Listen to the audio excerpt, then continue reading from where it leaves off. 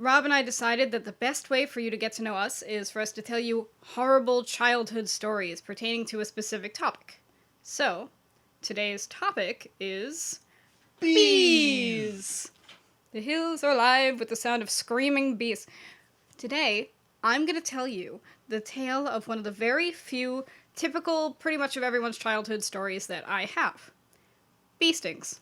My first, and so far only, was completely avoidable, and I can absolutely blame it on my older sister. No, but like, seriously. Okay, not really, but I'll tell you how it all went down. First off, my sister is almost 8 years older than I am. So when I was a kid, I automatically looked up to her, and I wanted to do what she said, regardless of whether or not it was a good decision. I have since learned, many years ago, my family was stopping by a little shop that opens in the summer for like hot dogs and ice cream and the like, and I was looking forward to these things. Instead, I got this.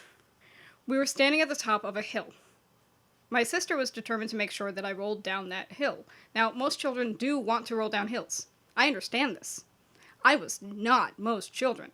I did not want to do the normal child thing of rolling down the hill. Grass is dirty, worms freak me out, sometimes grass made me itchy, turned out that I was allergic, and so on. Much like her frustration when I wasn't fluent in English at 2 years old, all she wanted was to have me experience an authentic childhood thing. And all I wanted was ice cream. Also, I had some pretty rough communication issues, so I assume the conversation went like, she says, "Hey, want to roll down the hill?" And I ask, "Why?" "Because it's fun." And I go, "Eh." And she says, "You're a child. Children love you." And then I probably started crying or something. So, I rolled. My God, did I roll. I couldn't have known what would happen next. Neither of us wanted it to happen. When I say us here, I don't mean my sister and me. I mean myself and the bee that I murdered with my butt.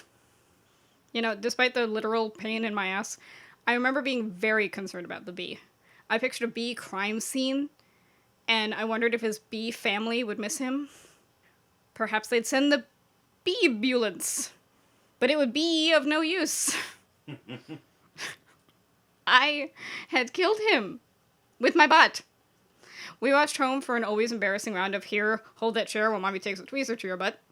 And yeah, Rob, you had pointed out once, this means they drove me home with the stinger in my butt. Yeah, it was pumping venom that entire time. As long as the stinger's in, the venom's pumping. Right. Like, they could have just picked it up, but I guess they wanted the tweezers. I remember sitting in like a circle of towel to protect my butt in the car. Well, it's something. It is something. Could have just taken the stinger out, like, there in the parking lot. My parents would have just had me drop my trowel in the parking lot and taken out the stinger. Yeah. I don't know. Shame. It was the 80s. That sort of thing just like... You do it. Yeah. You just do it. But yeah, so I resigned myself to a life inside forever, because screw the outside world and its hills. And in case you are on the edge of your seat wondering, yes, I did totally get some ice cream. So, what was your bee history? So, I actually started mine... I really liked bees. Bees were... And I was a very well-meaning but stupid child. Sesame Street. It was very Sesame Street. I thought animals just communicated in a way that I couldn't talk to them. But, like, that they had the same, like, mental capacity and emotional range as people. Which is not always true, but... You just had to Disney princess it. Yeah, it's just like, just had to learn the right notes and ha Yeah. ha ha ha. Yeah. So I wanted to be friends with the bees, because we had a big yard full of flowers, and the bees would come by, but they wouldn't, like, my dogs would sit if I told them to sit, but the bees wouldn't, like, hang out with me and do what I said. So I decided to make friends with the bees. And first, my plan to do this was I had to get a bee, and I had to force it to be around me enough so it learned its commands. And so I, somewhere between the ages of 3 and 5, because this is pre-kindergarten, went out and I clapped my hands over a bee and went to bring it inside, and it stung me. Yeah, I would have too. Yeah, couldn't have foreseen that. So I, after like a day or so of rest, I go, okay, so the bee's gonna react a little violently. I have to make sure that the bee Like it was just scared that it was in the darkness. So I get a mayonnaise jar that had been washed out, but I don't have the top to it. So I take the mayonnaise jar and I scoop the bee, and since I don't have the top, I just clap my hand on top. Oh no. My pudgy little 3-year-old hand. I go marching towards the house, and it stung me. Gasp! Who, unforeseen. Who would have known? So I was like, okay, I can't just put my hands directly on the bee, so I get my butterfly net. I catch a bee, and of course, to choke up on a butterfly net, you have to like make an O with your fingers, and Your poor hands. and I got this is all within like a week. What about your parents? What were Here's the thing.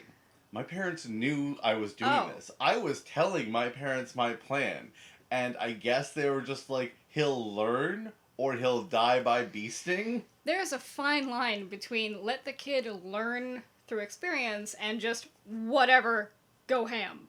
Like, They're just drinking on the porch like, dumb kid's gonna catch a bee in his hands again. were they Watch. were they taking bets?